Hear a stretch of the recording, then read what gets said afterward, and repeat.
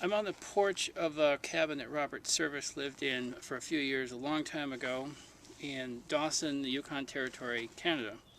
The shooting of Dan McGrew. A bunch of the boys were whooping it up at the Malamute Saloon.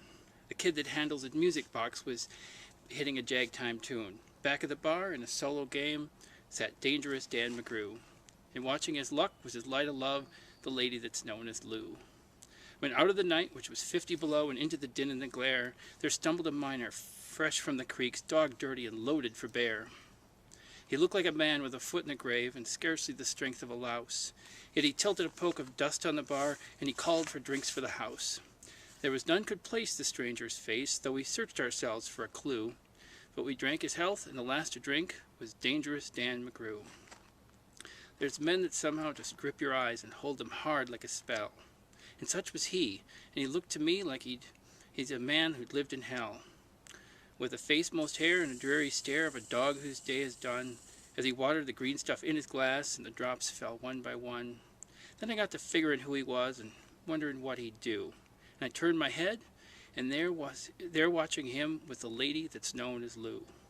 His eyes went rubbering around the room and seemed in kind of a daze, till at last the old piano fell in the way of his wandering gaze. The ragtime kid was having a drink. There was no one else at the stool, so the stranger stumbles across the room and flops down there like a fool. In a buckskin shirt that was glazed with dirt, he sat and I saw him sway.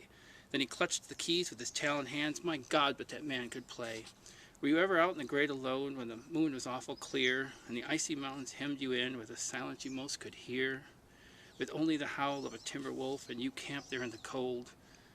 A half-dead thing in a stark-dead world, clean mad for the muck called gold. While high o'erhead, green, yellow, and red, the northern lights swept in bars, then you've a hunch what the music meant, hunger and night and the stars. And hunger not of the belly kind that's banished with bacon and beans, but the gnawing hunger of lonely men for a home and all that it means. For a fireside far from the cares that are, 4 walls and a roof above. But oh, so crammed full of cozy joy and crowned with a woman's love. A woman dearer than all the world and true as heaven is true. God, how ghastly she looks through her rouge, the lady that's known as Lou. Then on a sudden the music changed, so soft that you scarce could hear. But you felt your life had been looted clean of all that it once held dear. That someone had stolen the woman you loved, and her love was the devil's lie. That your guts were gone, and the best for you was to crawl away and die. 'Twas the crowning cry of a heart's despair, and it thrilled you through and through. I guess I'll make it a spread misere, said dangerous Dan McGrew. The music almost died away, then it burst like a pent-up flood, and it seemed to say, repay, repay, and my eyes went blind with blood. The thought came back of an ancient wrong, and it stung like a frozen lash. And the lust awoke to kill, then the music stopped with a crash. And the stranger turned, and his eyes they burned in a most peculiar way.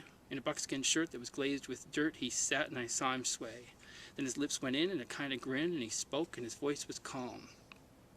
And boys, he said, you don't know me, and none of you care a damn. But I want to state, and my words are straight, and I'll bet my poke they're true, that one of you is a hound of hell, and that one is Dan McGrew. Then I ducked my head, and the lights went out, and 2 guns blazed in the dark, and the woman screamed, and lights went up, and 2 men lay stiff and stark. Pitched on his head, and pumped full of lead, was dangerous Dan McGrew. While the man from the creeks lay clutched to the breast of the lady that's known as Lou. These are the simple facts of the case, and I guess I ought to know. They say that the stranger was crazed with hooch, and I'm not denying it so.